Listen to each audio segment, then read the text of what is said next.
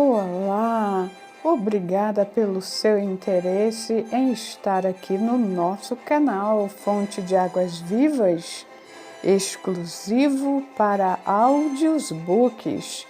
Quero te pedir, caso ainda não tenha feito, se inscreva, curta e ative o sininho, pois é muito importante essa sua atitude. E não esqueça de compartilhar com as pessoas que Deus estará te revelando. Você vai se maravilhar com este novo conteúdo. Estaremos estudando Kryptonita. Capítulo 3. 1. Leiamos novamente as palavras do apóstolo Paulo à igreja que ele ama. Portanto, que cada um examine a sua consciência e então coma do pão e beba do cálice. Pois a pessoa que comer do pão ou beber do cálice sem reconhecer que se trata do corpo do Senhor, estará sendo julgada ao comer e beber para o seu próprio castigo.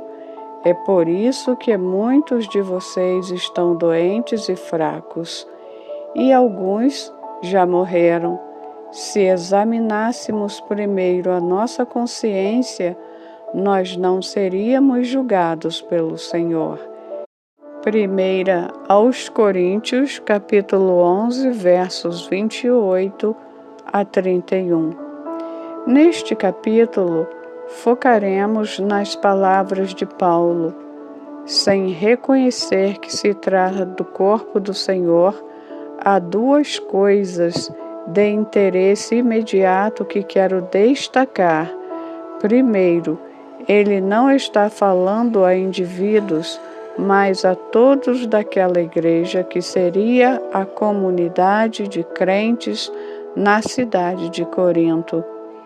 Nas últimas décadas, muita ênfase tem sido colocada no nosso relacionamento pessoal com Jesus Cristo. É claro que isso é um aspecto real e muito importante do cristianismo. Entretanto, o que não tem recebido a mesma ênfase é a realidade corporativa de sermos um só corpo. Falando de forma simples, somos todos um em Cristo. É importante manter ambas as verdades em vista, sem negligenciar nenhuma nem outra. Em segundo lugar, a Nova Versão Internacional traduz as palavras de Paulo um pouco diferente. Diz que, a causa de muitos estarem fracos, doentes e morrendo prematuramente, é que não discernem o corpo de Cristo. Versos 29. Examinar ambas as versões nos ajuda a enxergar de forma mais clara o que está sendo comunicado.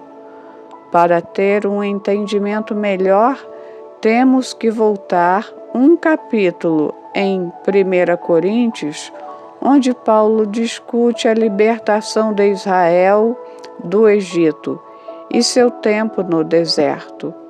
Em meio à discussão, ele esclarece o propósito de chamar a atenção para aquela história. Essas coisas aconteceram a eles como exemplos e foram escritas como advertência para nós, sobre quem tem chegado o fim dos tempos. 1 Coríntios 10, verso 11. Paulo não está meramente dando uma aula de história, mas, ao contrário, está dando um aviso atual a fim de nos proteger de certo julgamento.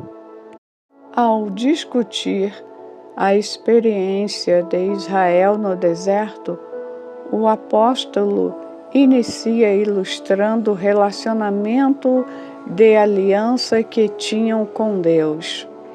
Ele declara que todos eles eram guiados pelo Espírito de Deus. A nuvem, todos foram libertos do Egito, um tipo de mundo. Todos foram batizados, nós fomos batizados em um corpo.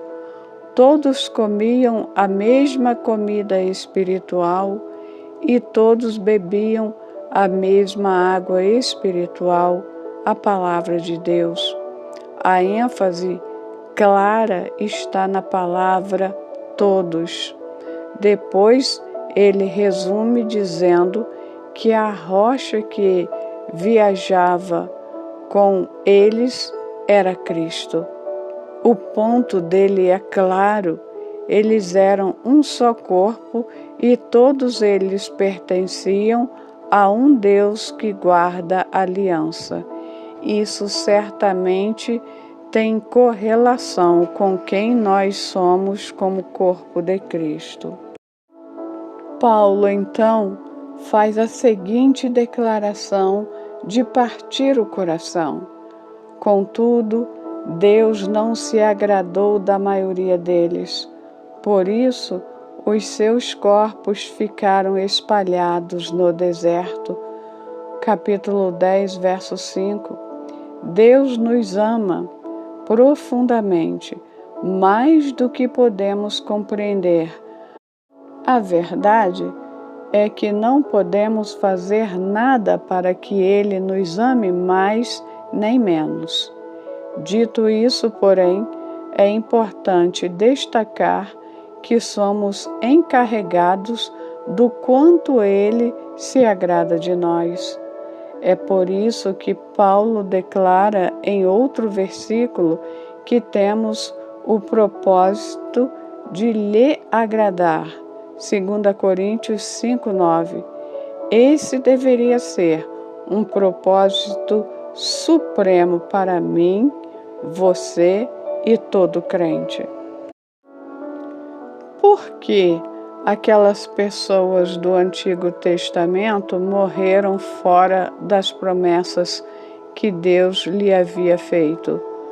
Paulo registra 5 pecados que foram a causa da queda deles: cobiça, desejar intencionalmente algo que não é de Deus ou que está fora da sua provisão, adoração de ídolos, imoralidade sexual, testar Deus e murmuração. Alguns versículos depois, Paulo escreve: Estou falando às pessoas sensatas. Julguem vocês mesmos o que estou dizendo. Não é verdade que o cálice da bênção que abençoamos é uma participação no sangue de Cristo? E que o pão que partimos é uma participação no corpo de Cristo?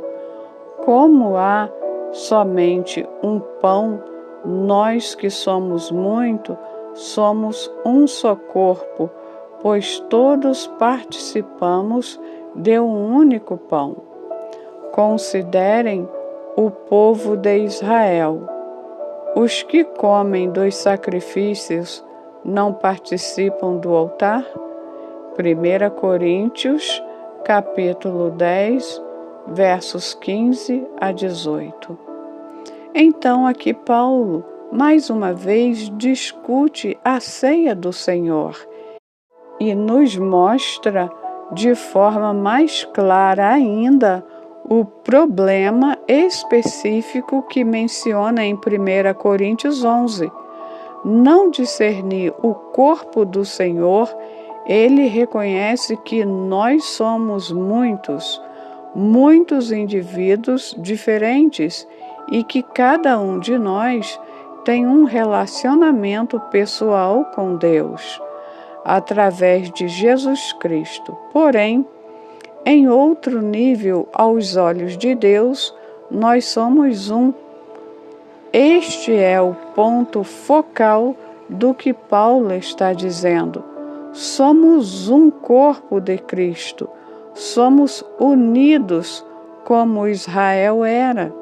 Portanto, agora precisamos perguntar: o julgamento de estarem fracos, doentes e morrendo prematuramente foi dado a cada um indivíduo que estava pecando, ou o corpo de Cristo em Corinto estava sofrendo essas consequências como um todo devido ao comportamento de alguns membros?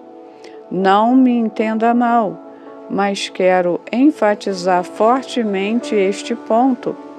Existem consequências pessoais para o pecado praticado intencionalmente, mas precisamos ficar focados aqui na verdade que ele está revelando. Ele está abordando os crentes como um corpo, uma igreja, um povo unido. Neste caso, é o corpo de Cristo na cidade de Corinto. O ato de cobiça de um só homem. Voltemos aos israelitas, que são exemplos para nós. No entanto, avancemos uma geração, para a geração liderada por Josué. Aquele corpo de crentes atravessou corajosamente o Rio Jordão e marchou em direção à sua terra prometida. Sua primeira tarefa foi destruir a enorme cidade de Jericó. Foi sem dúvida uma tarefa intimidadora, mas Deus certamente mostraria mais uma vez sua poderosa força. Deus deu algumas instruções específicas a Josué, e uma delas foi: a cidade, contudo, o que nela existe, será consagrada ao Senhor para destruição. Fiquem longe das coisas consagradas, não se apossem de nenhuma delas. Toda a prata, todo o ouro e todos os utensílios de bronze e de ferro são sagrados e pertencem ao Senhor, e deverão ser levados para o seu tesouro.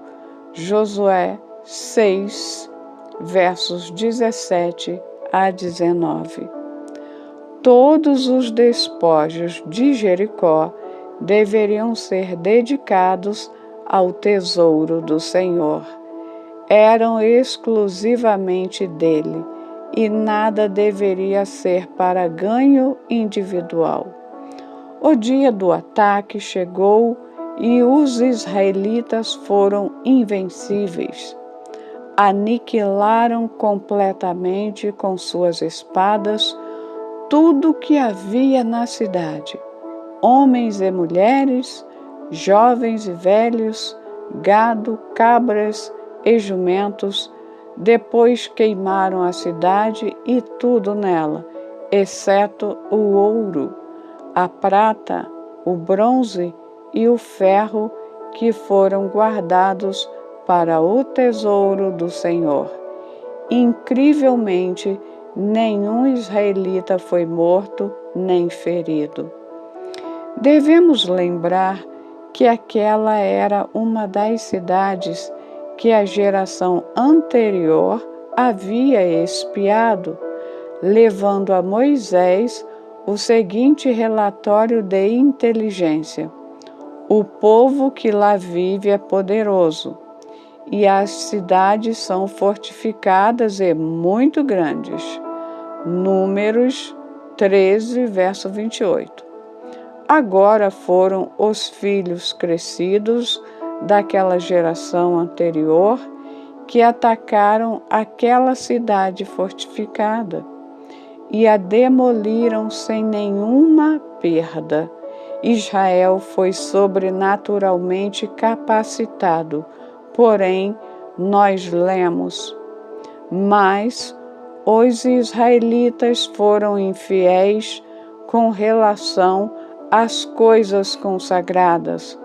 Acã, filho de Carmi, filho de Zinri, filho de Zerá, da tribo de Judá, apossou-se de algumas delas, e a ira do Senhor acendeu-se contra Israel. Josué, capítulo 7, verso 1. Note que as Escrituras não dizem, mas um homem chamado Acã foi infiel com relação às coisas consagradas. Não, dizem que os israelitas foram infiéis. E é interessante que o texto também diz que a ira do Senhor acendeu-se contra Israel. Não diz que a ira do Senhor acendeu-se contra Acã. Israel estava unido como um. E quando um membro pecava, violando as instruções de Deus com cobiça, a responsabilidade caía sobre todo o Israel. A trágica consequência se torna evidente logo depois. A próxima cidade alvo era Ai. Era bem menor. Então, os líderes disseram: não é preciso que todos avancem contra Ai. Envia uns 2 ou 3 mil homens para atacá-la. Não canse todo o exército, pois eles são poucos. Por isso, cerca de 3 mil homens atacaram a cidade. Josué, capítulo 7, versos 3 e 4. Aproximadamente 600 mil guerreiros haviam lutado na Batalha de Jericó. Isso nos mostra o quanto Ai era insignificante em comparação. Porém, lemos: mas os homens de Ai os puseram em fuga, chegando a matar 36 deles. Eles perseguiram os israelitas desde a porta da cidade até Sebarim e os feriram na descida. Josué 7, versos 4 e 5. Aquela era a mesma nação que havia acabado de destruir, sem nenhuma perda, a importante e poderosa cidade de Jericó? Porém, agora, os guerreiros estavam fracos, recuando e totalmente derrotados. Eles haviam sido expostos à criptonita. Tragicamente, 36 foram mortos, enquanto em Jericó ninguém havia recuado, ficado fraco ou ferido e nem sido morto. Ponderemos o seguinte: Acã pecou, mas nada aconteceu com ele nem com sua família. Por outro lado, depois da batalha de Ai, 72 mães e pais não viram seus filhos retornarem da batalha. 36 esposos não viram seus maridos retornarem. E um grande número de crianças não viram seus pais voltarem para casa. Não foi por causa do que o filho, o marido ou o pai havia feito.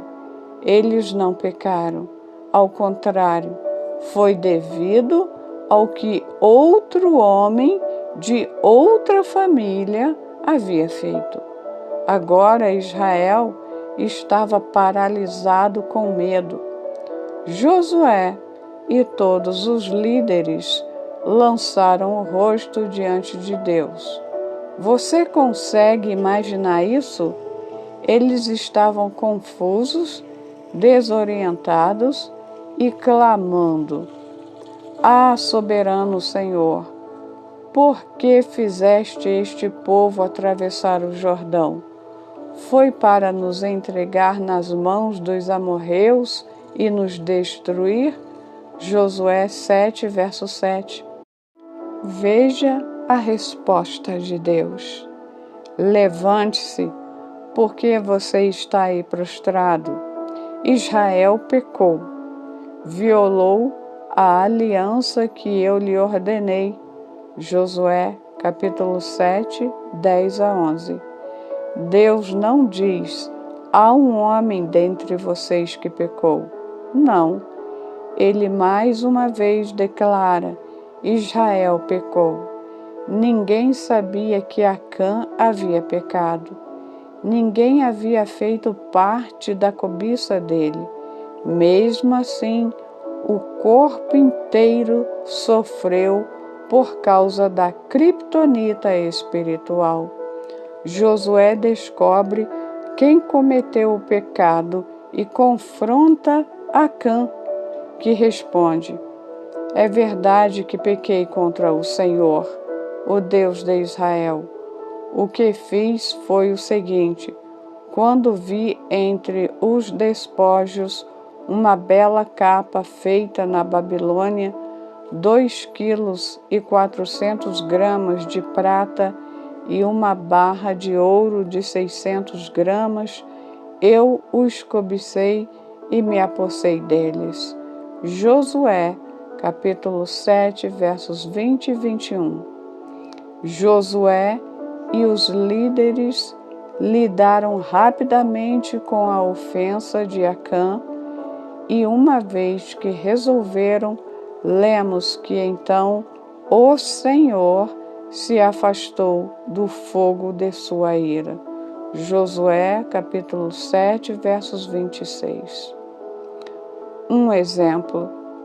Esse incidente do Antigo Testamento ilustra a mensagem de Paulo à igreja de Corinto. Ele escreve: É por isso que muitos de vocês estão fracos e doentes, e alguns até morreram. No próximo capítulo, descobriremos que o pecado que estava sendo cometido por alguns estava afetando a igreja em geral, não meramente os indivíduos envolvidos na ofensa. Você já questionou particularmente por que tantos crentes na nossa igreja hoje estão doentes, sofrendo de enfermidades recorrentes? Estes, amados irmãos, parecem não conseguir ficar curados dessas dores e alguns estão inclusive morrendo prematuramente. Por que há tantas mães solteiras nos nossos eventos com cupons de comida, lutando para tentar sobreviver com o que ganham? Por que há tantos crentes desempregados ou vivendo com orçamentos apertados e dependendo do governo? A lista de lutas que parecem não ser vencidas devido à nossa fraqueza parece infindável. Na época de Salomão, não havia pessoa alguma vivendo de assistência social, nem desempregada. No livro de Atos, não havia escassez e as pessoas eram prontamente curadas de dores, doenças e enfermidades.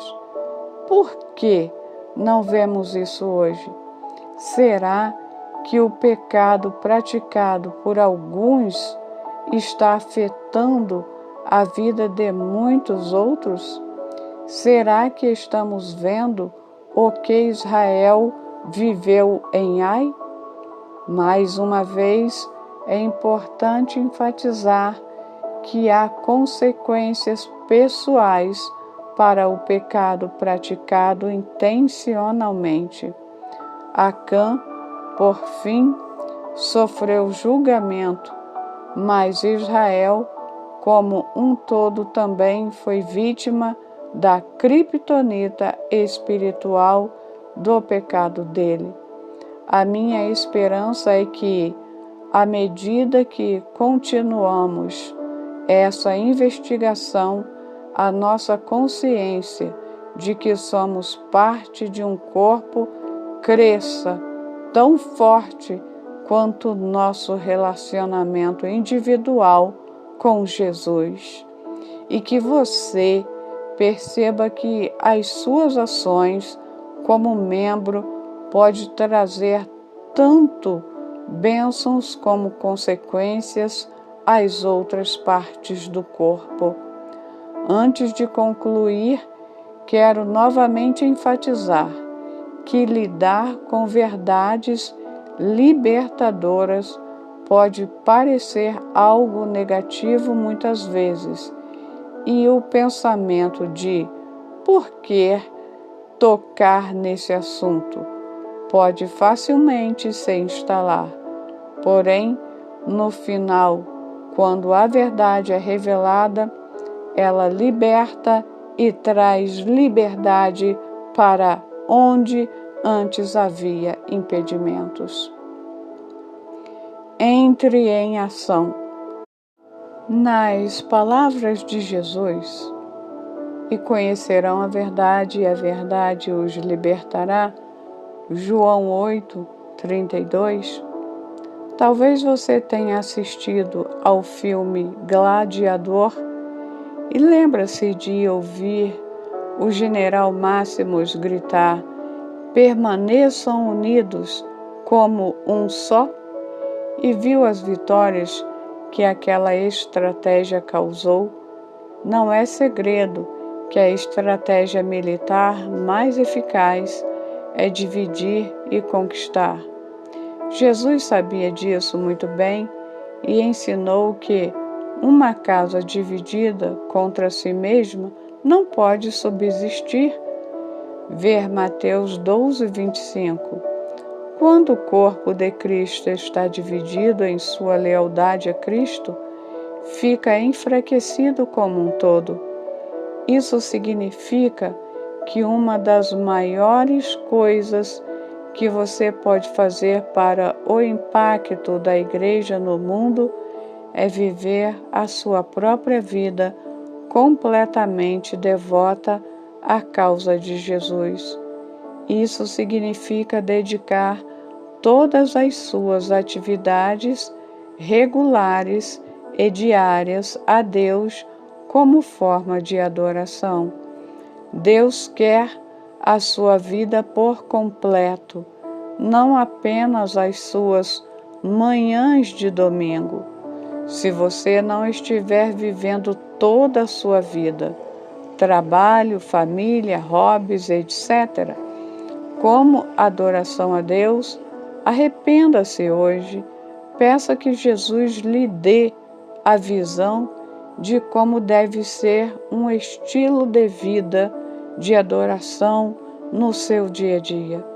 Escreva o que ele lhe mostrar ou disser e peça que o Espírito de Deus o preencha de novo à medida que você se dedica totalmente a Ele. Até o próximo capítulo.